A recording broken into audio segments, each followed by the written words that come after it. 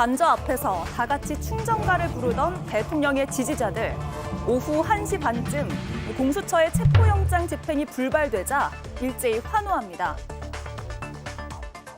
자, 여러분들, 긴급한 소식이 나왔습니다. 공수처 철수했습니다. 철수했다. 공수처 철수, 우리가 이겼다. 그제야 도착한 전광훈 씨. 지지자들이 승리를 이끌어냈다고 주장합니다. 헌법 위에 권위가 딱 하나 있습니다. 그게 뭐냐? 국민의 저항권입니다. 윤석열 대통령이 완전히 돌아올 때까지 우리는 국민 저항권을 계속 발동할 것입니다. 이제 우리는 완전히 이겼습니다. 이 사람들을 사실상 동원하고 독려한 사람 바로 윤석열 대통령이죠. 피하지 않겠다는 말과는 다르게 관저 안에 꽁꽁 숨어서 버티고 또 버텼습니다. 경호처 직원과 군인 200여 명이 이내 장막을 쳤고 크고 작은 몸싸움도 이어졌다고 합니다. 일부는 총기를 소지하고 있었다고도 전해졌습니다. 공수처는 법 절차에 응하지 않는 피의자 태도에 유감이라고 밝혔습니다. 네, 오늘 오전 8시가 조금 넘어서 공수처가 대통령 체포영장 집행을 위해서 관저 진입을 시도했습니다. 공수처와 경호처 사이에서 몸싸움까지 벌어지면서 대치가 상당 시간 이어졌습니다. 결국 체포영장 집행이 중단이 됐습니다.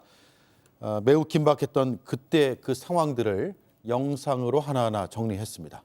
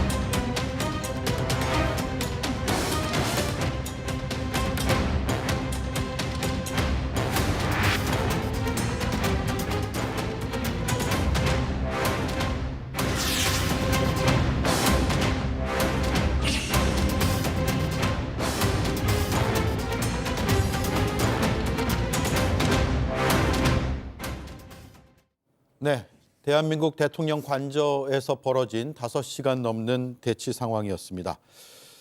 법원이 영장을 발부했는데도 불구하고 일부는 총기를 휴대하고 있었고 군 병력과 경호처가 막아섰습니다. 영장보다 물리력이 앞선 상황이 돼버렸네요. 윤석열 대통령의 지금 마지막이 정말 구질구질하다 이렇게 생각을 할 수밖에 없는데요. 윤석열 정부 들어와가지고 수십 번의 거부권을 쓰면서 입법부가 사실상 마비 상태였습니다. 무력화가 됐었던 거죠. 그리고 위헌 불법 계엄으로 행정부도 지금 거의 마비 상태에 와 있습니다. 제대로 된 결정을 내릴 수도 없는 그런 상황에 와 있고요. 예. 이 최상목 이 경제부총리 같은 경우는 지금 사실상 국민의힘과 아니면 대통령 비서실에서 섭정을 하고 있는 듯한 느낌마저 들어요. 그리고 오늘 법원 영장 집행 이 방해를 통해서 사실상 사법부마저 무력화됐다. 이러니까 전반적으로는 국가의 어떤 기강이라든가 이런 것들이 무너지는 과정 속에 있다. 이렇게 좀 보고요. 체포 영장 발부 사유를 보니까 크게는 3가지입니다. 첫 번째가 뭐냐면 내란 혐의가 상당 부분 소명됐다. 이거고요. 두 번째가 헌법 질서 수호 의지가 안 보인다. 이게 핵심인데요. 대통령은 헌법이든 이 법 질서 자체, 국가의 어떤 기강이나 이런 것들을 최후의 수호자라고 할 수 있을 만큼 본인이 법을 안 지키면 그 어느 국민이 법을 지키겠습니까? 그래서 사실은 대통령이 최후의 수호자인 만큼 법을 존중하는 모습을 보여줘야 되는데 그런 것들이 안 보이는 거죠. 세 번째가 뭐냐면 증거 인멸 우려입니다. 그 세 가지 이유로 이 체포 영장이 발부됐음에도 불구하고 대통령이 이것을 완전히 국가 질서를 어지럽히고 오히려 약간 조폭 집단처럼 저걸 막아 세우면서 굉장히 많은 국가의 시스템을 무너뜨리고 있는 장면이다. 이 서글픈 장면이 아닐 수 없었고요. 지금 이번에 들어갔었던 공수처에도 한마디 드리고 싶은데요. 예. 공수처가 의지를 가지고 저거를 철두철미하게 준비를 했었다면 이렇게 실패해서는 안 되는 거였습니다. 저 현장에 있는 사람들이 자기네들이 이겼다라고 얘기하지 않습니까? 국가의 법 질서가 어떻게 이 민간인들한테 질 수가 있느냐. 이건 진짜 말도 안 되는 상황입니다. 예. 자, 지금 이 시각 한강진역이라고 나오는데요. 대통령 관저 맞은편 부근입니다. 여러 시민단체에서 대통령의 체포를 촉구하는 집회를 반대쪽에서 열고 있고요.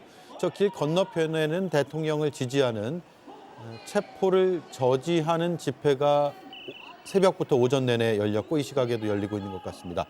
자, 이 반대쪽은 지금 도보 행진을 하면서 집회를 하고 있습니다. 대통령의 즉각적인 체포를 요구하는 시민들이 지금 화면 우측에서 도보 집회를 하고 있습니다.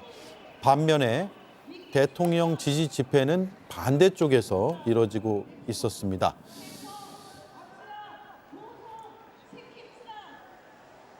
네, 이 장면은 이 시각 관저 앞입니다. 대부분이 경찰력의 모습이고 시민들의 모습은 거의 보이지 않습니다. 경호처 또는 경비를 맡고 있는 경찰들의 모습이 보이고 있고 저 우측이 대통령 관저로 들어가는 그 입구입니다. 여기서는 집회의 모습은 보이지 않는군요. 관저에서 오후 1시가 넘어서 공수처에서 철수를 하는 모습들이 화면에 잡히기도 했습니다. 지금은 공수처가 다 빠져나갔고 대통령 관저 앞을 지키고 있는 경찰들의 모습만 보이고 있습니다. 네, 화면을 조금 더 당겨서 볼까요? 역시 경찰들의 모습이 보이고 있고 이 각도로 보면 집회 참가자들의 모습은 보이지가 않습니다. 우측으로 차로 지금 차 한 대가 들어가고 있죠. 저 방면이 대통령의 관저로 향하는 그 길목입니다. 김인영 의원님, 네. 쉽지는 않을 거라고 예상을 했지만 또 이렇게 법원의 영장까지 있음에도 불구하고 체포가 무력화되는 것도 예상하지 못했던 결과이기도 합니다. 지금 보면 경호처는 경호처장의 지시를 다 일선 경호관들까지 다 따랐다고 봐야 되는 게 맞지 않겠습니까? 그러면 경호처장은 누구의 논리를 따랐냐 보면 윤석열 대통령 변호인 측의 논리를 굉장히 수긍한 것 같습니다. 윤석열 대통령 변호인 측은 이 영장 자체의 부당성을 제기했지 않습니까? 서부지법에서 발급된 영장에 대해서 일단 서울중앙지법이 아닌 서부지법에 선택적으로 영장을 청구했는 점이 문제를 제기했었고, 그리고 더 나아가서 형사소송법 110조와 111조를 예외하는 조항을 영장에 첨부했었는데요. 그 부분을 되게 문제를 제기를 많이 했었습니다.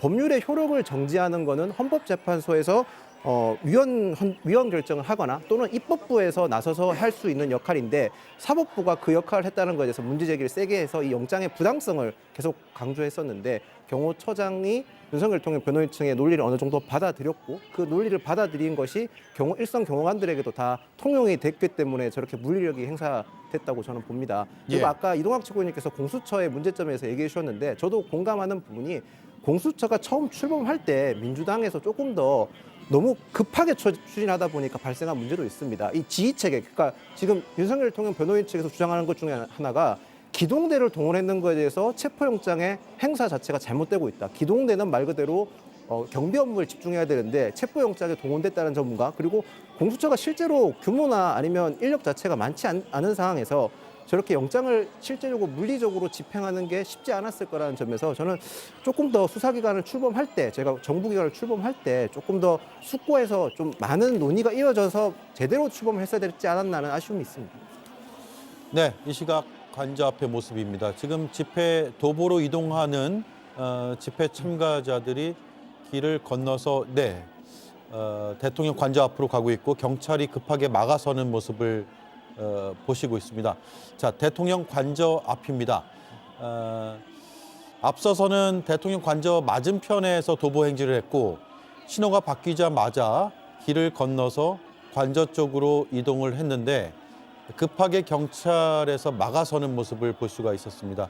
시민들의 피켓을 보면 대통령의 체포를 촉구하는 것으로 보아서 대통령 체포 촉구를 위한 시민들의 집회인 것으로 보입니다. 아마도 공수처의 체포영장 집행 중지 상황을 듣고 나서 시민들이 온 것으로 보이고요. 자, 물리적인 약간의 마찰과 충돌이 있을 것으로 보이는데 큰 충돌로 이어지지 않기를 바라봅니다. 일단 그동안에 대통령 체포를 촉구하는 집회가 관저 부근에서는 거의 없었습니다. 오늘 공수처의 체포 실패 소식을 듣고 아마 많은 곳에서 시민들이 일시에 몰려든 것으로 보이고 지금 반대쪽에서 도보 행진을 하던 집회 참가자들이 신호가 바뀌면서 급속히 관저 쪽으로 오는 모습을 볼 수가 있었습니다. 신호등이 있었는지는 잘 보이지는 않습니다만 어쨌든 차량이 진입하지 않는 시간에 일거에 대통령 관저 쪽으로 몰려들고 있는 모습을 화면을 통해 볼 수가 있습니다. 자, 공수처의 설명을 들어보면 오후 2시 40분경에 브리핑을 했거든요. 관저 200m 이내까지 접근은 했다라고 했습니다.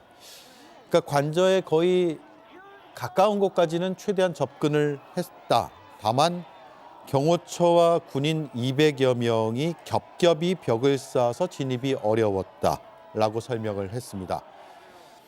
공수처와 경찰의 집행 인력이 20여 명, 경찰은 80여 명이어서 한 200여 명이 막고 있었고 100여 명이 진입을 하려고 했기 때문에 숫자상으로도 쉽지가 않은 상황이었던 것 같아요. 그러면서 그 과정에서 경호처 인력 일부가 개인 화기를 휴대하고 있었다는 게 공수처의 설명이었습니다. 김성열 위원님. 네. 한남동 관저 앞에 이렇게 이제 찬반 집회까지 벌어지게 됐습니다. 안전이 제일 우려가 되고요. 네. 일단 경호차장이 특수공무 집행 방해로 입건이 됐죠. 네, 그렇습니다. 특수공무집행 방해에 대해서 잠깐 설명을 드리면요. 공무집행 방해를 함에 있어서 집단이 위험한 물건을 가지고 할 경우에는 특수자가 붙어서 원래 형량의 가중치를 주게 돼 있습니다. 예. 공무집행 방해만 해도 징역 5년 이하를 받게 돼 있어요. 근데 이분들은 특수공무집행 방해이기 때문에 7.5년, 그러니까 7년 반 정도도 받을 수 있는 아주 중대한 범죄를 지금 저지르고 있는 상황입니다. 게다가 지금 200여 명이 저렇게 개인 회기까지 휴대하고 공무집행을 방해했으니 이건 특수공무집행 방해를 벗어나기 어려울 겁니다. 예. 앞에서 우리 김윤영 의원님 말씀 주신 것처럼 아마도 이제 경호처장과 경호차장 이분들은 영장의 부당성에 대해서 이야기를 하면서 지시를 내렸을 거라고 생각이 됩니다. 근데 언제부터 우리나라 법원이 내린 영장에 대해서 일개 변호사가 그거의 불법 부당성을 따질 수 있었습니까? 경호처장한테 누가 판사가 내린 영장에 대해서 이것이 부당하다라고 판단 내릴 수 있는 권한을 주었습니까? 만약에 억울한 부분이 있으면요, 그거는 재판장에 가서 판사님 앞에서 이야기하면 됩니다. 그렇게 시스템이 되어 있어요. 그런데 정식으로 발부된 영장에 대해서 그냥 물리력으로 팔짱 끼고 막고 그렇게 함으로써 법 집행이 안 되면 이건 법치국가가 아닌 겁니다. 저분들 지금 굉장히 잘못하고 있는 거예요. 그리고 이렇게 사실은 공수처도 잘못이 있다고 봅니다. 오늘 공수처가 들어갈 때 너무나 안이하게 들어갔어요. 앞쪽에서 200여 명 반대할지 몰랐습니까? 다 광고하고 들어갔잖아요. 우리 간다 하고. 그랬으면요, 전략을 가지고 갔어야죠. 전략도 없이 가가지고 그냥 비켜줄 거라고 갔습니까? 만약에 비켜줄 거라고 생각하고 갔다면 현장에서 특수공무집행 방해하는 사람들 현행범으로 다 체포해야 됐을 거 아닙니까? 5시간 반 대치하고 우리 더 이상 이제 못하겠다. 이쪽에서 물리력으로 방해하니 우리 철수하겠다. 이게 말이 되는 행태입니까? 어느 수사기관이 이런 식으로 수사를 하고 이런 식으로 체포영장을 집행합니까? 예. 이게 얼마나 위험하고 혼란스러운 일이냐면요. 아침에 공수처가 윤석열 씨에 대해서 체포영장을 집행한다고 그럴 때 환율이 안정되고 주식이 올랐어요. 2.3%까지도 올랐습니다. 그런데 공수처가 딱 철수한다는 소식 1시 반에 나오자마자 0.5%를 반납했어요. 예. 외국인들이 다 매도했어요. 왜? 그만큼 혼란스러우니까요. 지금 한남동 관저 앞에서 저렇게 찬반 집회 벌어질 일이 아닙니다. 적법한 영장을 집행만 했으면 되는 일이에요. 공수처가 이렇게 무르게 집행을 하면 안 됩니다. 6일까지가 시한인 만큼 다음번에 집행할 때는 좀 더 전략을 세워서 제대로 집행해 주길 바랍니다. 예, 오늘 집행은 멈췄습니다. 조국 혁신당에서 어떻게 분석을 하고 있어요? 네, 일단 윤석열 측 지지자든 다른 시민들이든 다 다침 없이 아무런 충돌 없이 잘 원만하게 해결되었으면 좋겠다고 생각을 하고요. 그리고 무엇보다도 지금 이 상황을 경호처와 공수처가 대치하는 이런 상황을 충돌 없이 잘 원만하게 해결할 수 있는 사람은 결국에 그런 지휘 권한을 갖고 있는 최상목 권한대행이잖아요. 예. 자고로 리더란 그런 뭐랄까 적극적인 개입을 통해서 이런 굉장히 고조되어 있는 국민들의 불안감을 해소시키는 걸 가장 최우선적으로 고려를 해야 된다고 생각합니다. 그런데 오늘 최상목 권한대행의 입장을 보면은 이런 좀 한 발 동떨어져서 보는 것 같은 발언을 했단 말이죠. 지금은 그럴 때가 아닙니다. 지금 이런 엄청난 불안감을 갖고 있는 사회이기 때문에 하루빨리 해소하기 위해서 적극적인 개입을 해서 예. 조치를 취해야 한다고 생각합니다. 네, 최상목 대행이 적극적으로 개입해야 된다. 최 대행이 경호처에 지시를 내릴 수가 있는 거 아니에요? 지금 권한 대행이기 때문에. 내릴 수 있습니다. 예. 그런데 지금 최상목 이 권한대행의 경우는 지금 국무회의 일원들도 마찬가지고 그다음에 여당의 집행부도 마찬가지고 그다음에 대통령실도 마찬가지고 이분들이 지금 최상목 경제부총리 귀를 붙잡고 섭정을 하고 있단 말이에요. 본인이 결론을 내릴 수 있을 만한 어떤 그런 처지라고 생각을 안 할 겁니다. 본인이 어찌됐건 헌법재판관 이 3명 중에 2명을 임명하는 결단을 내리지 않았습니까? 물론 그것도 아주 미흡한 결단이었음에도 불구하고 경제나 이 민생고를 좀 살리기 위해서 본인이 어쨌든 고뇌에 찬 결단을 했던 건데 이것도 마찬가지입니다. 본인이 권한대행, 본인이 국민의 어떤 다수의 표를 받고 당선된 대통령은 아니지만 적어도 굉장히 위기에 처해진 이 국가의 상황을 살리기 위해서라면 지금 저 내란범을 당연히 빨리 잡아갈 수 있도록 체포에 협조할 수 있도록 만들어야 되는 거거든요. 예. 그런데 지금 경호처 역시도 사실은 국가에 대한 공무원들이죠. 우리 헌법 7조에 뭐라고 나와 있냐면 공무원은 이 국민에 대한 봉사자라고 나와 있습니다. 저들도 역시 이 공공복리에 따라서 일을 하는 국민들을 위해 일을 하는 사람들이에요.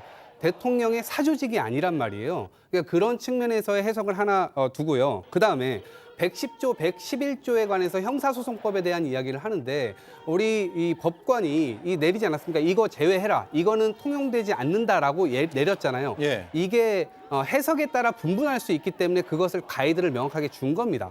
그런데 이것을 만약에 법원에서 해주지 않았다 손 치더라도 이 형사소송법 110조와 111조 1항이 아니라 2항을 보면 뭐라고 돼 있냐면 국가의 중대한 이익을 해하는 경우를 제외하고는 승낙을 거부하지 못한다라고 되어 있습니다. 네. 그렇기 때문에 이 조항에 의해서도 얼마든지 이 공수처가 들어가서 체포를 할 수가 있는 것이죠.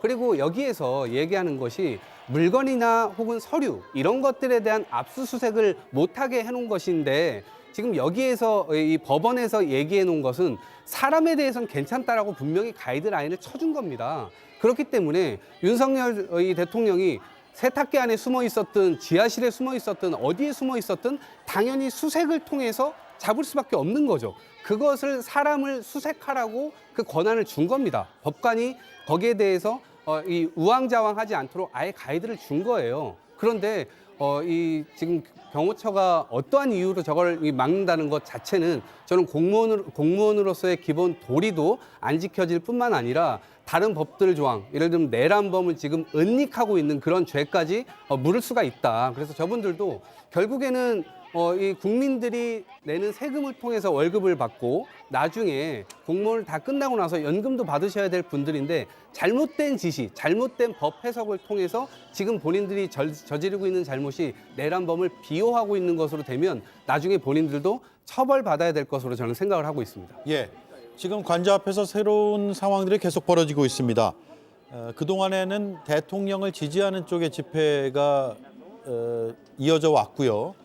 그런데 오늘 공수처의 체포영장 집행이 정지된 소식을 듣고 그 이후에 대통령의 체포를 촉구하는 반대 지정이라고 해야 될까요? 또 다른 시민들이 나와서 지금 집회를 이어가고 있는 모습입니다. 찬반 집회가 번갈아 가면서 혹은 동시에 열리고 있는 한남동 대통령 관저의 모습을 보고 있습니다. 네, 오늘 여야의 원내대표의 입장들도 상당히 다른 입장이 나왔습니다. 일단 듣고 나서 질문을 계속 드릴게요.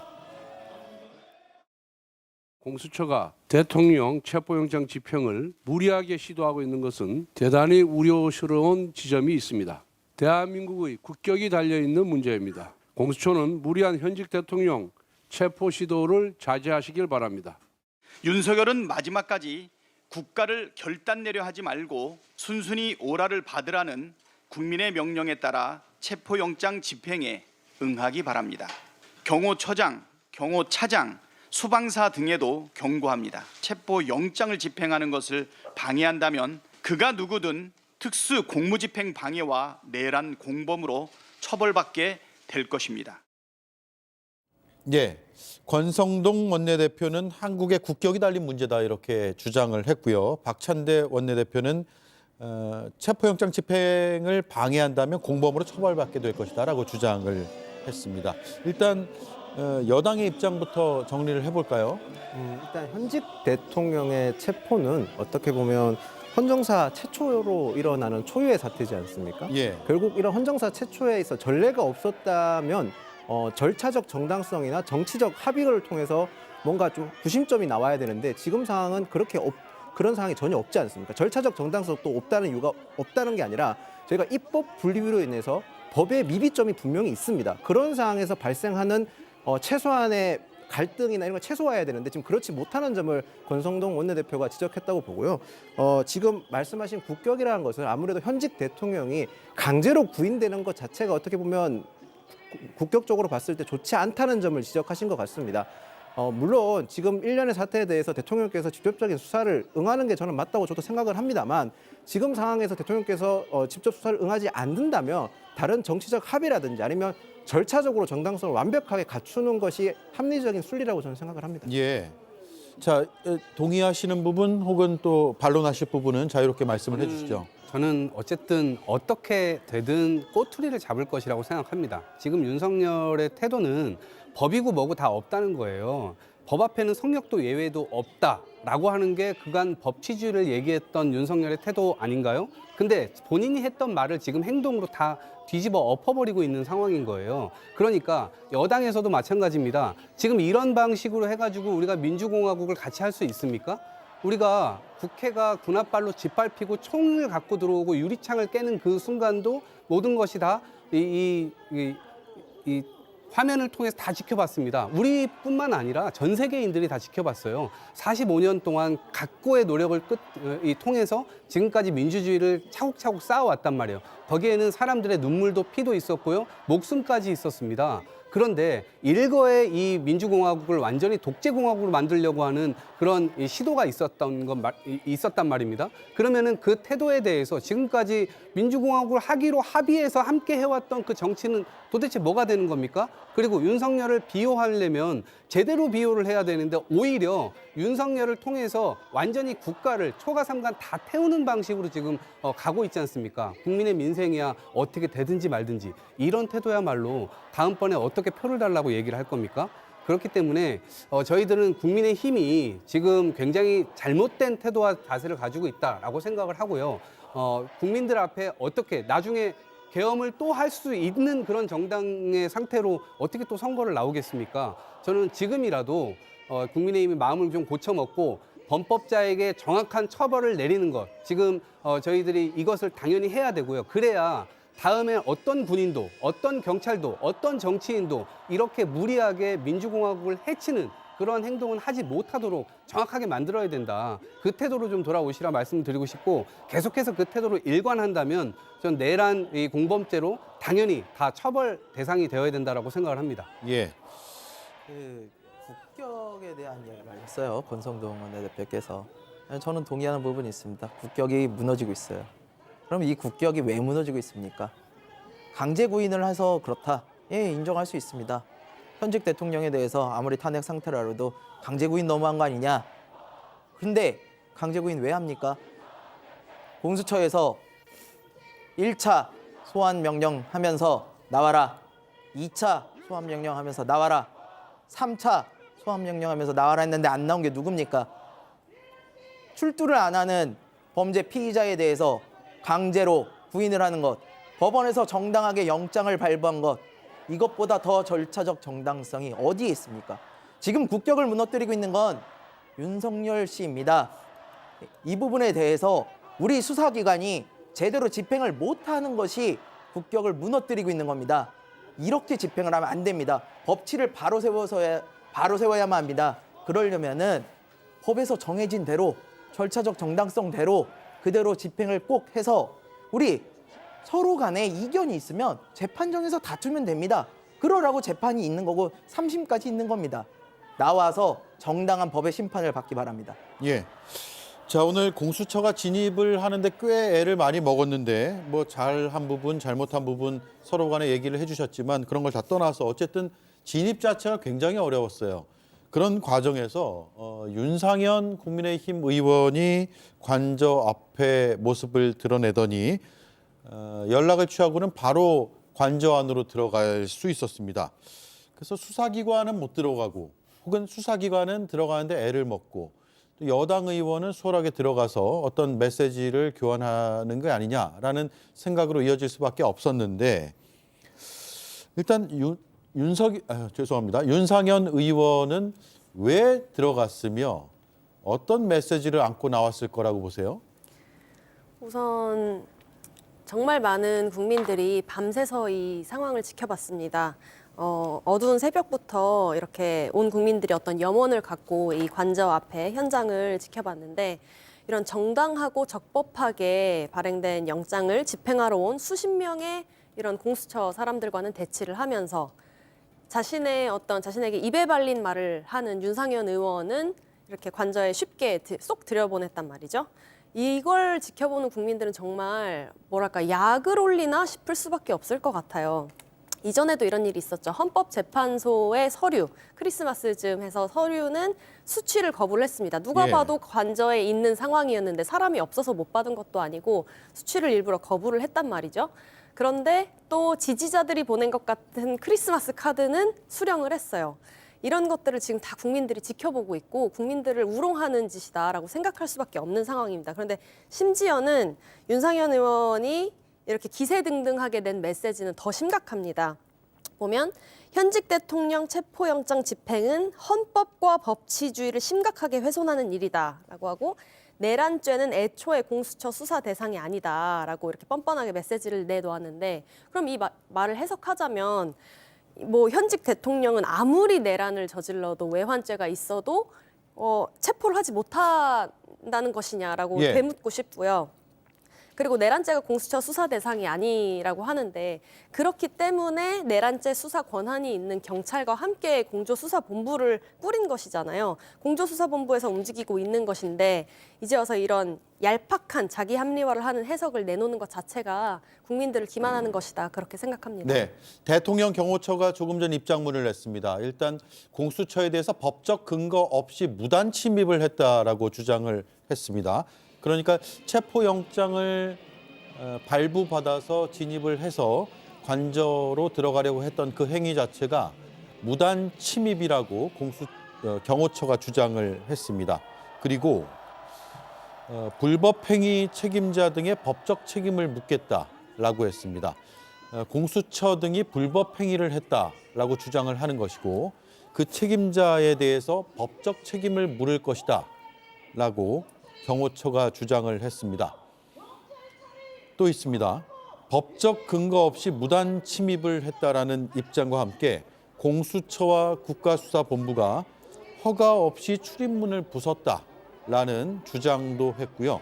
심지어 근무자의 부상을 일으키며 무단 침입했다라고 경호처 직원의 부상을 주장을 했습니다. 이어서 경호 대상자에 대한 경호 임무의 만전을 기할 것이다 라는 입장문을 발표했습니다. 요약해 보겠습니다. 경호처의 주장은 공수처와 경찰, 즉 공조수사본부의 체포영장 집행을 법적 근거가 없는 무단 침입이라고 주장을 했습니다. 그리고 출입문을 부수고 근무자의 부상을 입혔다라고 주장을 했습니다. 이어서 불법 행위에 대해서 책임을 묻겠다, 법적 책임을 묻겠다고 오히려 주장을 했고, 경호 대상자, 여기서 말하는 경호 대상자는 대통령과 가족일 텐데 대통령과 그 가족에 대한 경호 임무의 만전을 기할 것이다 라는 입장을 나타냈습니다. 여러 가지 우리가 해석할 부분들이 있을 것 같습니다. 지금 이 장면은 대통령 관저의 앞에 미니버스와 큰 대형 버스 모습이 찍혔던, 그래서 진입하려던 그때의 모습을 다시 한번 보고 계십니다. 일단 하나씩 짚어볼게요. 경호처의 주장이요. 이동학 의원께 먼저 드릴게요. 법적 근거 없는 무단 침입이다. 이 적반하장도 정말 이런 적반하장이 없어 보여요. 사법부를 이렇게까지 무시할 수가 있습니까? 사람들이 싸우면 원래 가타부타 이렇게 싸우게 돼 있잖아요. 그래서 결국 최후의 보루는 사법부가 그 판단을 내려줍니다. 이번도 사법부가 결국 판사가 판결을 내려준 겁니다. 사실은 체포영장에 대한 근거까지 다 달아준 거죠. 그런데 지금 제가 저렇게 이 경호처의 얘기를 듣고 있자니 사실은 윤석열 씨가 지금 가지고 있는 이 역사적인 어떤 의식 자체가 본인이 민주공화정의 대통령이 아니라 왕의 사관을 가지고 있는 것 아닌가. 본인이 판단하고 본인이 판결까지 다 내려서 사법부도 잘못됐어. 본인한테 그러한 권한은 주어져 있지 않습니다.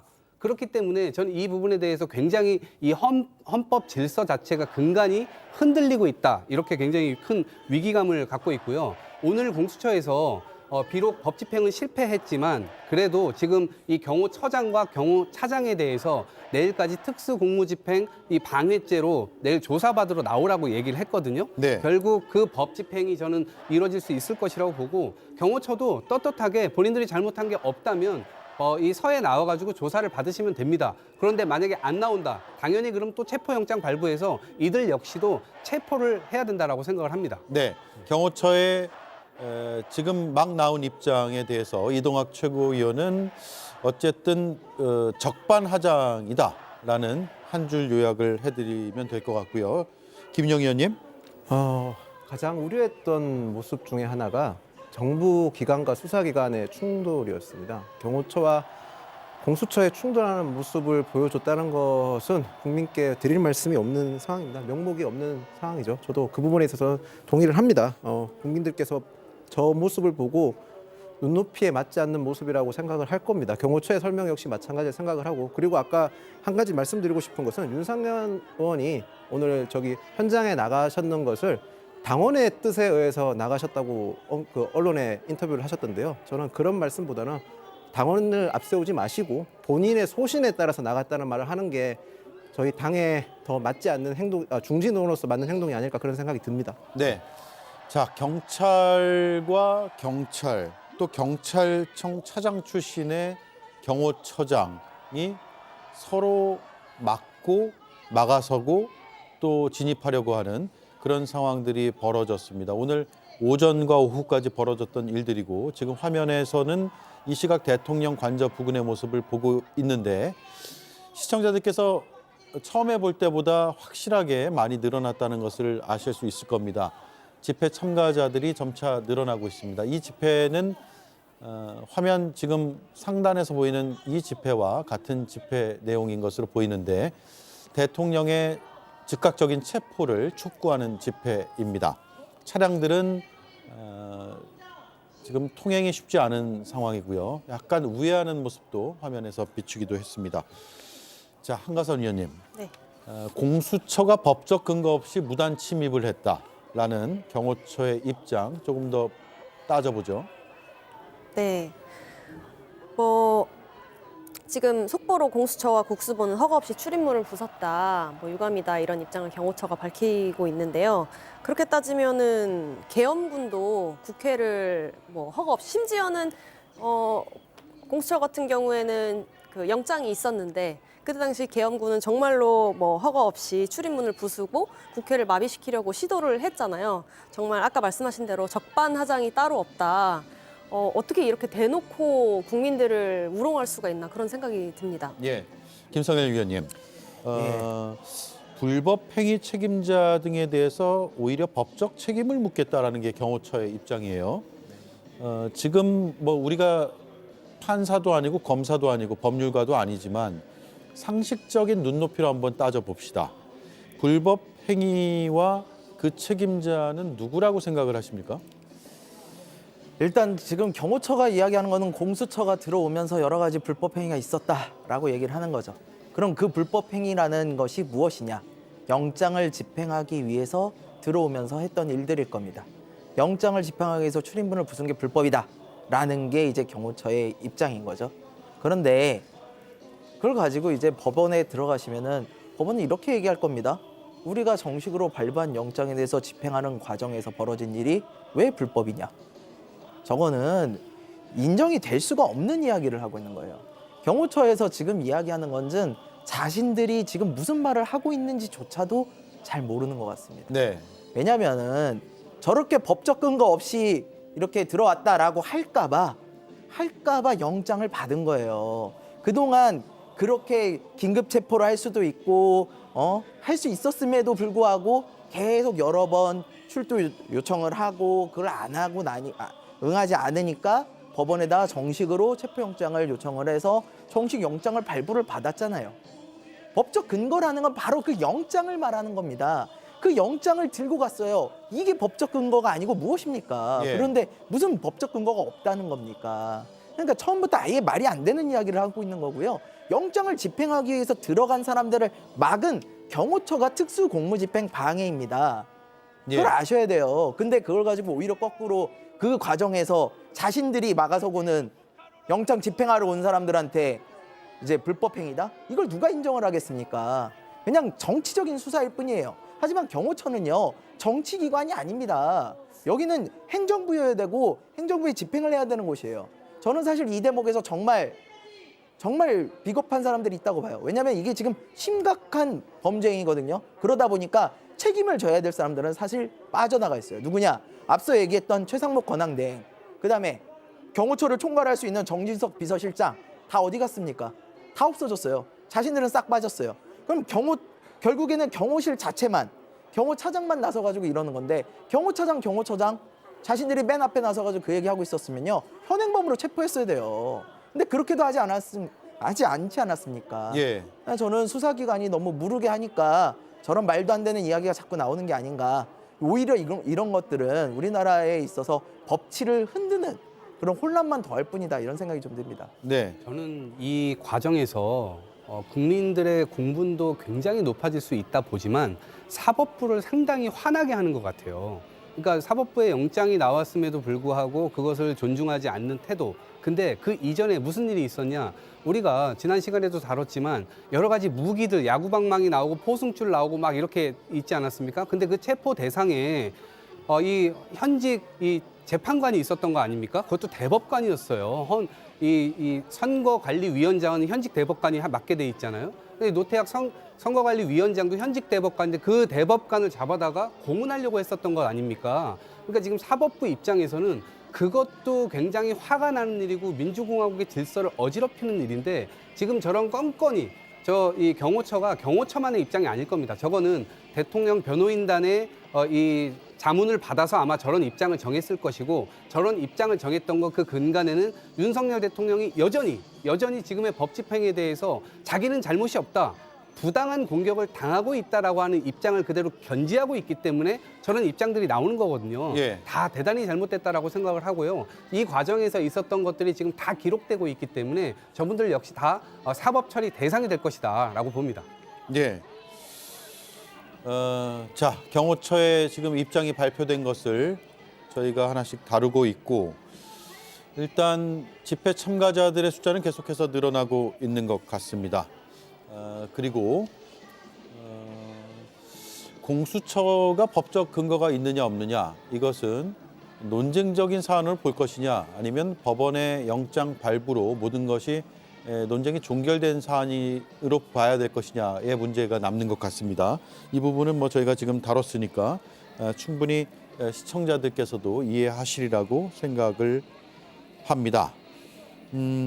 체포영장 집행을 막은 박종준 경호처장, 어떤 인물이죠?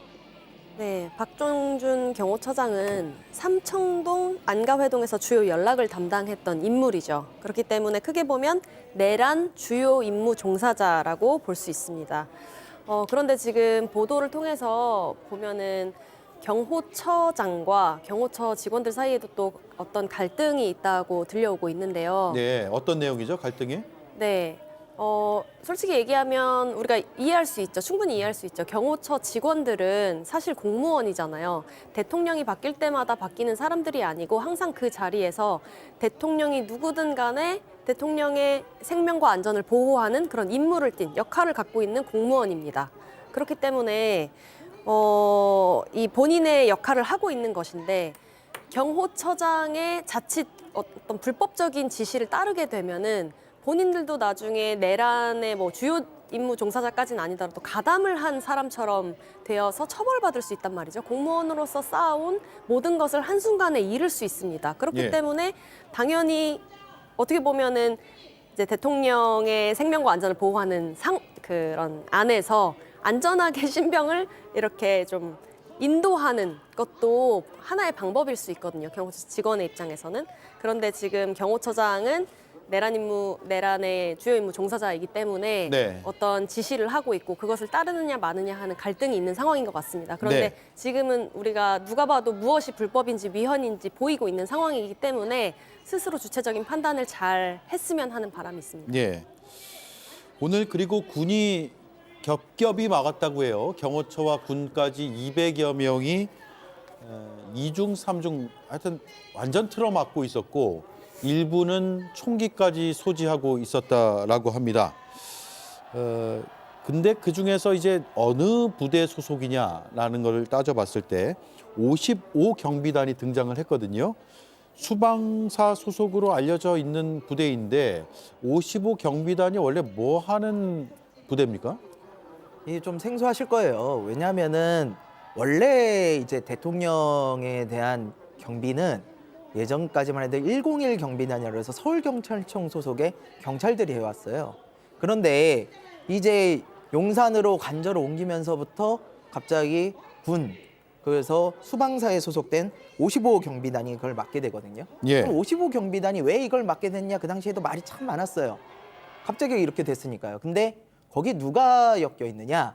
55 경비단을 직접 나온 사람, 우리가 잘 아는 우리 계엄 총사령관을 맡았던 김용현 씨가 바로 55 경비단에서 55 당시엔 부대였죠. 그 부대에서 일을 했었다는 겁니다. 예. 그리고 우리 계엄 보살로 알려져 있죠.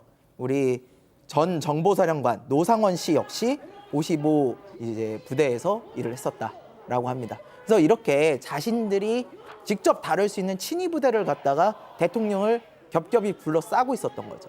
그래서 이런 일이 벌어졌을 때도 어떻게든 대통령을 지킨다라고 이제 자기들끼리는 생각을 한 것 같아요. 근데 이 군이 윤석열 씨의 사병이 아니잖아요. 왜 군권을 자신의 사적인 권력에 이용을 합니까? 이 사람들의 충성심을, 나라에 대한 충성심, 대통령이라는 직에 대한 충성심을 이렇게 악용해서는 안 되는 겁니다. 지금 이 55 경비대는 오늘 겹겹이 싸고 막았다고는 하지만 과연 그 사람들 중에 정말 마음이 내켜서 내가 윤석열 씨라는 사람을 진짜 지켜야 되겠다라고 내켜서 막은 사람이 과연 얼마나 되겠습니까? 예. 위에서 시키니까 어쩔 수 없이 하는 사람들이 더 많지 않았겠습니까? 이렇게 시킬 거면은 본인들이 나와서 막으라는 겁니다. 경호처장 이런 사람들이 앞에 나와서 막으라는 거죠. 합참조차도 이야기합니다. 수방사를 다룰 수 있는 합참에서 뭐라고 하느냐?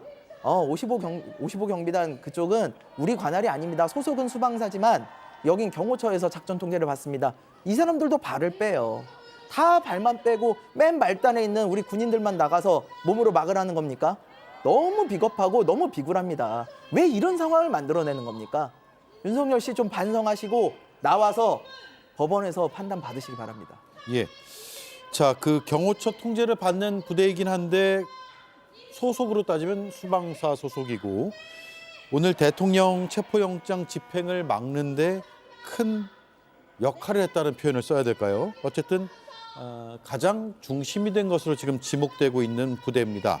그리고 김용현 전 장관과 노상원 전 사령관이 과거에 근무를 하고 거쳐갔던 부대이기도 합니다. 그런데 오늘 그야말로 국방의 의무 중인 병사들까지 동원이 됐다는 소식도 있었죠. 네, 대단히 부적절해 보입니다. 본인 의지로 자원에서 군대, 직업군인으로 간 게 아닙니다.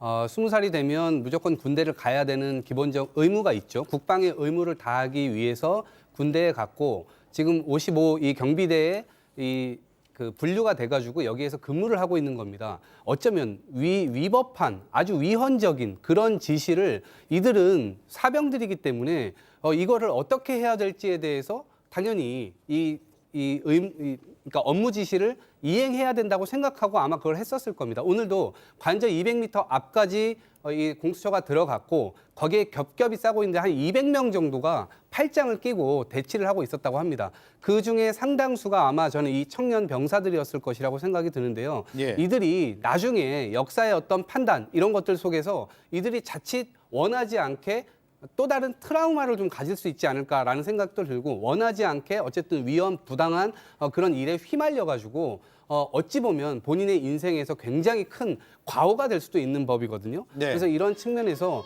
저는 저들이 옴짝달싹할 수 없는 그런 상황을 통해서 지금의 내란범들이 이 청년 병사들을 활용해서 이렇게 하고 있는 것 당연히 온당하지 않다라는 생각이 들고요.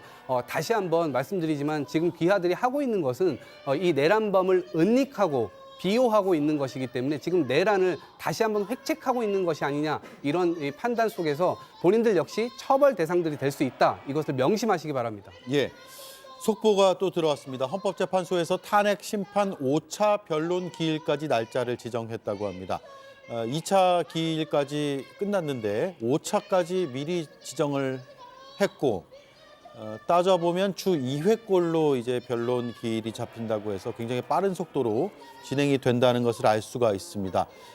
과거에 박근혜 전 대통령의 탄핵 심판이 변론 기일이 10여 회 있었잖아요.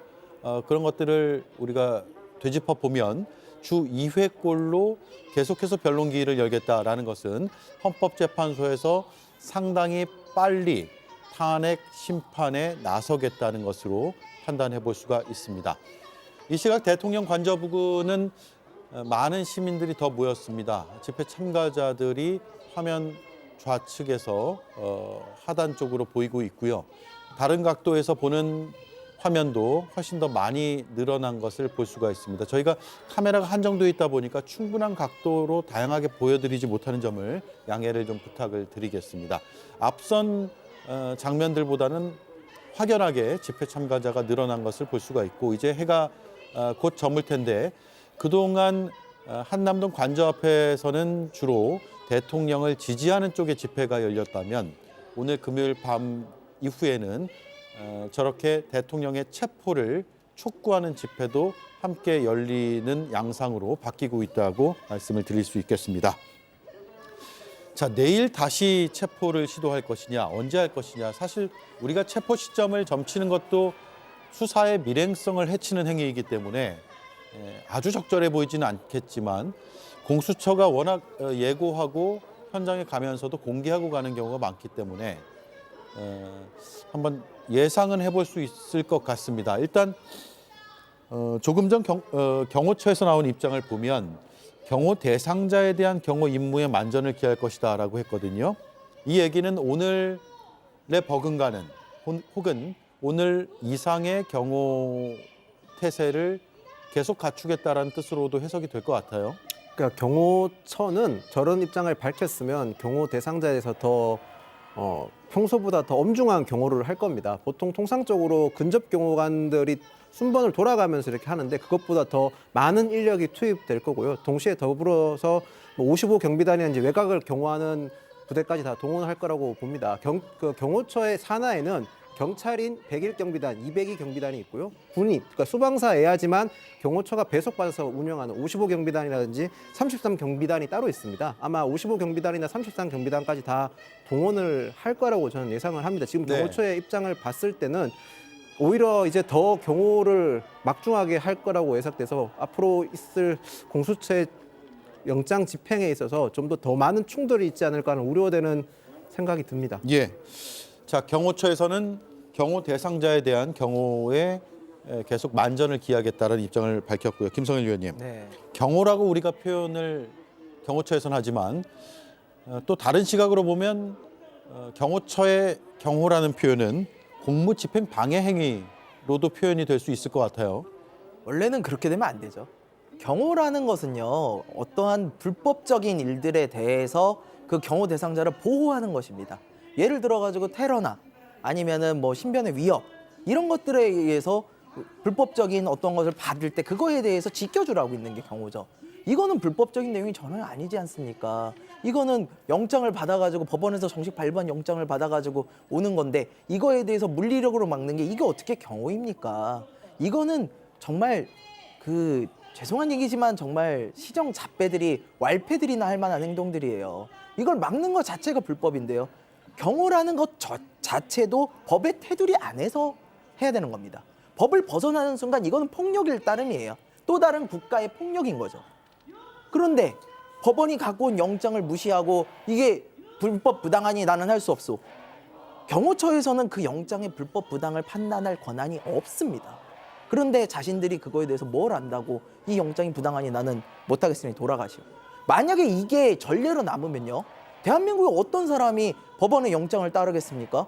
내가 보기에 이거 영장 불법 부당하니 나는 따르지 못하겠어 하면 그만인 거예요. 수사기관이 이렇게 움직여서도 안 되고 경호처 역시도 이렇게 움직여서는 안 됩니다. 경호처는 윤석열의 사병이 아니에요.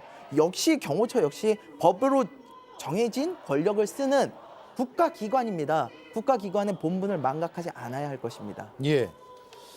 자, 경호처가 법을 집행하기도 하고 대통령 경호를 하는 주체이기도 합니다만 법을 해석할 수 있는 유권 해석을 할 수 있는 기관은 아니잖아요. 이동학 의원님. 네. 저런 경호처의 입장이 나온 것은 경호처 자체적으로 냈다기보다는 대통령 측 혹은 대통령 측근들에서 정리된 입장이 경호처를 통해서 나왔다고 볼 수도 있겠죠. 그렇습니다. 이렇게 된 이상 내란범을 비호하거나 혹은 은닉하려고 하는 의지 자체가 이제 확인됐다라고 이제 말해도 과언이 아닐 정도고요. 지금 이번에 체포영장이 발부된 게 벌써 나흘이 지났습니다. 앞으로 이제 3일밖에 남지 않았어요. 6일 자정이면 이것이 그냥 끝납니다. 그래서 유효기간이 일주일이기 때문에 7일이기 때문에 그 안에 사실은 체포영장이 집행이 되어야 되는 거죠. 근데 만약에 이번에 이 집행하는데 실패하게 된다. 그러면 다음에 같은 이 제목으로 다시 한번 또 체포영장을 또 실시해야 됩니다. 그런데 오늘만 하더라도 원래 우리가 평시 같았으면 불금이다 이렇게 얘기를 하면서 굉장히 많은 사람들이 친구들을 만나거나 이웃을 만나서 회포를 푸는 그런 날이잖아요. 그런데 이제 내일은 토요일이고 그 다음 날은 일요일이기 때문에 아마 저 관저 앞에 굉장히 더 많은 사람들이 저기에 몰려들 가능성이 큽니다. 그러면 당연히 이 법 집행이나 이런 것들이 굉장히 더 어려워질 수 있고 오늘보다도 훨씬 더 어려워질 수 있습니다. 그러면 저는 때를 만약에 노린다고 한다면 일요일 새벽, 그러니까 월요일 새벽이 되겠죠. 월요일 날 오전 시간에 다시 들이닥칠 가능성이 굉장히 크지 않나라는 생각을 해보고요. 이렇게 얘기하고 사실 예고하고 체포하러 가는 사람들이 어디 있습니까? 사실은 예. 이렇게 예고하지 않고 부지불식간에 들이닥쳐가지고 전광석화처럼 체포를 해내야 되는 것인데 지금 상황이다 보니까 공수처도 굉장히 어려울 겁니다. 그렇지만 그럼에도 불구하고 그것을 해내야 본인들의 어떤 실력이나 이런 것들이 입증이 되는 것이죠. 전 세계에 이목이 집중돼 있는 만큼 내란범 반드시 하루라도 빨리 체포를 해야 되는데 전략을 좀 잘 수립해가지고 제대로 된 이 이 체포영장 집행이 마무리됐으면 좋겠다 이런 말씀드립니다. 네. 자, 화면 오른쪽은 한남초등학교고요. 방학 중입니다. 그나마 다행이라고 해야 될지 모르겠습니다. 경찰차가 벽을 만들었고 집회 참가자들이 앞서 보여드렸을 때보다 훨씬 더 많이 증가했습니다. 쭉 앞으로 가면 이제 대통령 관저가 나오게 되는데 일단 집회 참가자 제일 앞부분을 경찰이 막고 있는 상황이기 때문에 행진을 하거나 이동을 하고 있지는 않고 제자리에 서서 집회를 하고 있는 모습을 화면을 통해 보실 수가 있습니다. 그리고 화면 좌측은 조금 더 관저 쪽으로 가까이 가서 찍힌 영상입니다. 지금 이 시각 대통령 관저 앞이고요. 여기는 집회 참가자의 모습은 보이지가 않고 경찰과 경호처의 모습만 보이고 있습니다. 오늘 권영세 비대위원장도 긴급 기자회견을 열었거든요. 무리한 집행이었다라고 주장을 했고 수사 중단을 촉구했습니다. 그리고 어긋나는 행동이 있을 시에는 할 수 있는 모든 조치를 할 것이다 라면서 공수처의 2차 체포영장 집행 시에 어떤 대응을 할 것이다라는 취지의 당의 입장을 공식적으로 내놨습니다. 어떤 조치가 예상이 됩니까? 일단 오늘 오후에 공수처 항의 방문을 실시했었습니다. 그리고 지금 저희가 일각에서는 당 일각에서 나오는 얘기는 공수처장과 영장 판사를 뭐 탄핵하겠다는 얘기도 나오는데요. 근데 실질적으로 저희가 소수 여당이다 보니 뭐 이 탄핵 시도는 뭐 실효성은 전혀 없고 그냥 일종의 정치 구호로 보는 게 맞을 것 같습니다. 예. 그리고 더 나아가서는 지금 영장 발부에 있어서의 뭐 문제점 또는 영장 집행에 있어서의 뭐 문제점에 대해서 지적을 하고 실질적으로 할 수 있는 거는 뭐 기자회견이나 입장 표명, 추가적인 입장 표명을 통해서 뭐 대통령이나 아니면 저런 대통령실을 지지하는 분들에게 뭐 입장을 더 전달하는 정도 수준일 것 같습니다. 근데 한 가지 조금 더 눈여겨봐야 될 부분이 있는 거는 권영세 의원이 권영세 대표가 저희가 임의 수사를 언급을 했었습니다. 예. 아무래도 강제 수사보다는 영장 집행의 정상적인 집행이 좀 힘든 상황이니까 최소한 변호인과 공수처 간의 의견 조율을 통해서 임의 수사를 하는 방향에 대해서 처음으로 언급을 하셨는데요. 임의 수사라는 게 구체적으로 얘기하면 어떤 겁니까? 임의 수사는 지금은 이제 영장을 통해서 강제 수사를 하는 거지 않습니까? 예. 임의 수사는 대통령께서 자진 출석 또는 수사에 협조하는 형식을 취해서 수사를 진행하는 방식인데 그런 임의 수사에 대해서도 언급을 했다는 점에서는 앞으로 추후에 조금 더 일정이 지나감에 따라서 한 번 더 검토할 수 있는 방안에 대해서도 언급을 했지 않나 싶습니다. 예, 대통령이 체포 영장에 의해서 강제로 연행돼서 조사를 받는 게 아니라 자진 출석하거나 아니면 제3의 장소에서 수사를 받는 그런 형식을 말씀하시는 거죠, 임의 수사를. 네. 근데 일단 소환 통보에 불응했잖아요. 네, 맞습니다. 예, 그런 한계가 있어 보이긴 합니다. 세 차례 불응을 했고 체포영장이 발부가 된 상황이니까요. 자진 출석을 했으면 좋죠. 예, 자진 출석 해달라라고 계속 얘기했던 겁니다. 그렇게 3번을 요청을 했는데 안 하셨잖아요. 그 서류조차도 받지 않았잖아요. 그래놓고 이제 와가지고 이제 강제 수사 들어가니까 그럼 나 이제 자진 출석할게. 그럼 지금이라도 자진 출석하십시오. 지금이라도 문 열고 나와가지고 하겠다 그러면은 굳이 영장 집행 안 해도 되지 않습니까? 다만 제3의 장소에서 하는 거는 말이 안 됩니다. 왜 마지막까지도 특혜를 누리려고 그럽니까? 또 우리 김건희 여사처럼 또 이제 불러놓고 검사들 휴대폰 반납해 가면서 황제 수사 받을 겁니까? 그럴 거 아니지 않습니까? 정당하게 출두하셔가지고 지금이라도 수사 받으십시오. 그러면 괜찮습니다. 예. 자, 그리고 헌법재판소에서 탄핵 심판 기일을 지정을 했고 5차 변론 기일은 2월 4일로 정해졌습니다. 사안이 생각보다 복잡하지 않아서 탄핵 심판의 결론이 빨라도 2월 중하순에 관측된다는 소식이 들어오고 있습니다. 네. 자, 오늘 오전에 첫 탄핵 심판 답변서를 제출을 했는데 한가선 의원님, 탄핵 심판이 필요 없다라는 취지의 주장을 한 것으로 그 탄핵 심판 답변서를 저희 JTBC에서 입수해서 보니까 나타나고 있습니다. 네. 뭐 윤석열의 목표는 처음부터 끝까지 시간 끌기입니다. 그렇기 때문에 뭐 어떠한 창의적인 방법을, 불법적인 방법을 써서라도 지금 시간을 끌고 싶어서 이제서야 탄핵 심판 답변서를 제출을 한 것으로 보이죠. 이전에 뭐 노무현 대통령, 박근혜 대통령도 비슷한 사안을 겪었는데 예. 노무현 전 대통령의 경우에는 탄핵 소추되었을 때 이게 부당하다고 본인의 의견과는 다르지만 부당하다고 생각했지만 이 불확실성을 조기에 종식시키기 위해서 답변서도 빨리 제출을 했고 그리고 이 국민들의 불안감을 낮추기 위해 최대한 협조를 하라라고 그때 당시 문재인 전 비서실장에게 지시를 했다고 하거든요.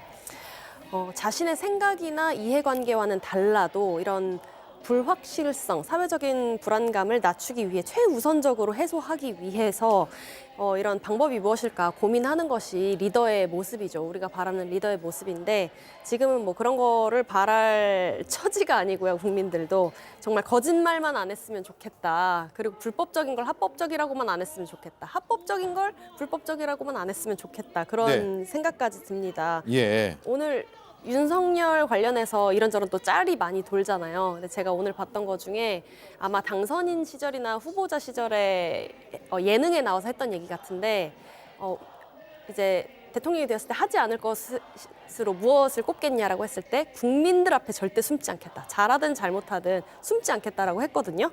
그런데 정말 아까 말씀하신 것처럼 냉장고 안에 숨었는지 세탁기 안에 숨었는지 알 수가 없죠. 오늘 새벽만 해도 그 정문은 쉽게 터주고 카메라와 국민들이 보이지 않는 곳에서 엄청난 몇 시간 동안 대치를 했단 말이죠. 정말 치졸함의 끝을 보여주고 있다. 그렇게 생각합니다. 예. 자, 일단 헌법재판소에서 나오는 소식들을 보면은 탄핵 심판에 한꺼번에 5차례의 기일을 지정해버리는, 그래서 일주일에 한 2번씩 열어버리는 그런 속도전에 나설 것으로 보입니다. 헌법재판소가 그렇게 되면 탄핵 심판이 결론이 나오기까지 빠르면 2월 중순에서 하순도 가능하다. 그러니까 지금으로부터 한 달여 뒤에 헌재의 탄핵 심판 결론이 나올 가능성이 있다라는 소식이 지금 속보로 전해지고 있습니다. 그렇게 되면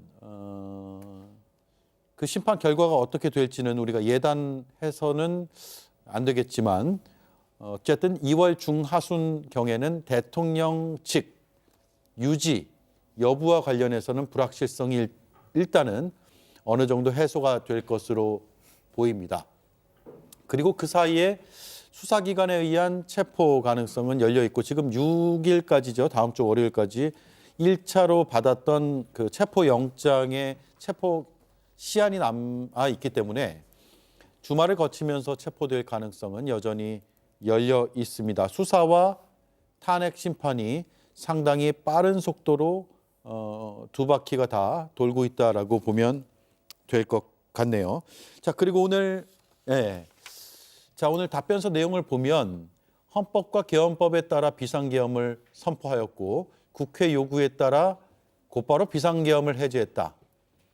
국민의 기본권 침해가 없어서 탄핵 심판 필요성이 없다라는 주장을 했다는데 이 주장이 타당한 것이냐, 어떤 문제가 있는 것이냐는 것은 잠시 뒤에 단도직입에서 다시 한번 좀 따져보도록 하죠. 이동학 의원님. 네. 검찰에서도 오늘 추가 구속 기소가 있었습니다. 박안수 전 육군참모총장 계엄사령관이죠. 네. 곽종근 사령관까지 해서 2명의 사령관을 기소를 했는데 기소를 하면서 밝힌 그 기소의 근거들, 수사 내용들을 보면 윤 대통령이 당시에 어떤 지시를 했는지를 다시 한번 알 수 있는 구체적인 정황들이 담겨 있어요. 그렇습니다. 캡처본을 보니까 대통령님이 문 부셔서라도 끄집어 내오래 누군가에게 듣고 이거를 누군가에게 또다시 전달하는 내용 아닙니까? 누군가는 대통령입니다. 그리고 야, 전기를 끊을 수 있냐, 끊을 수 없냐, 전기 이렇게 얘기를 합니다. 이것은 대통령이 지난번 했던 그 담화에 자기가 진짜 계엄을 하려고 했었다라고 하면 전기나 물을 끊었지 그것도 안 하지 않았냐라고 하는 그 말이 거짓말로 드러나고 있는 겁니다. 그리고 확인해 보겠습니다. 뭐뭐장님 해가지고 이 지시가 분명하게 이행이 되고 있었다는 것을 이 캡처를 통해서 드러나는데요.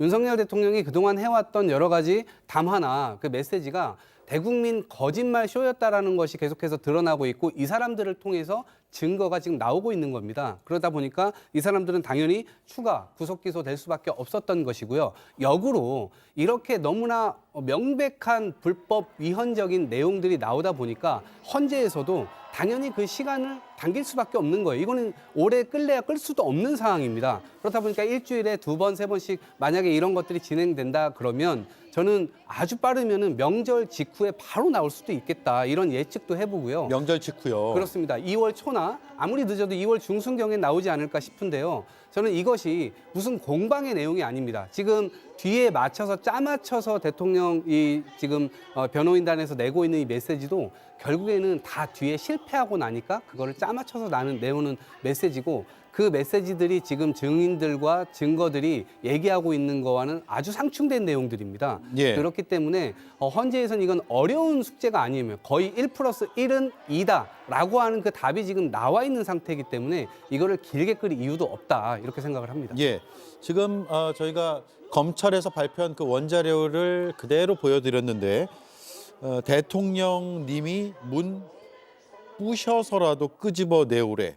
라고 말을 하고요. 야, 전기를 끊을 수 없냐? 전기? 아마 국회에 전기를 끊으라는 얘기로 들리죠. 확인해 보겠습니다. 땡땡장님. 이런 내용이 나옵니다. 그리고 피고인 곽종근의 주요 범행을 보면 김용현 대통령의 지시에 따라서 건물 유리창을 깨고서라도 국회로 진입하라. 본회의장 문을 부수고서라도 안으로 들어가라. 대통령님 지시다. 문짝을 도끼로 부수고 서라도 다 끄집어내라 라고 지시를 수차례 했다라고 나옵니다. 또 하나 있습니다. 특전사 간부의 휴대폰 메모인데요. 첫 번째는 몰랐다. 당일 방송을 보고 알았다로 하자라고 입을 맞췄다라는 거예요. 지워라. 무엇을 지우냐? 통화 기록, 문자를 지워라 라고 했다는 겁니다. 그러니까 증거를 인멸하자라는 상의까지 했다는 점이 드러나고 있습니다. 따라서 지금 검찰의 특별수사본부에서는 김용현 전 장관을 비롯해서 각 사령관들, 계엄을 모의하고 실행한 사령관들이 지금 전원 구속된 상태에서 수사를 받고 있거든요. 속속 기소가 되고 있는데 기소 내용을 보고 기소 내용의 그 진술 내용과 구체적인 근거와 자료들을 보면 윤석열 대통령과 김용현 전 장관만 이들이 거짓을 말하고 있다고 얘기하고 이들 모두가 입을 모아서 대통령이 지시해서 문을 부수거나 혹은 발포를 하거나 부수거나 도끼를 가지고 가거나 뭐 이런 식의 굉장히 과격한 지시가 있었음을 알 수 있는 대목들을 증언하고 있습니다. 따라서 이런 부분도 충분히 헌법재판소의 심판 과정에서 감안이 될 것으로 보이고 또 검찰의 이런 수사 결과들을 헌법재판소가 자료를 제출받도록 요청하는 것이 지금 받아들여진 것으로 전해지고 있기 때문에 검찰의 이런 공소 사실은 매우 중요한 근거가 될 것으로 판단이 됩니다. 자, 제가 정리를 했습니다. 시간이 좀 부족해서요. 양해 부탁드리고 네 분의 말씀은 여기까지 듣겠습니다. 다음 시간에 또 뵙죠. 고맙습니다.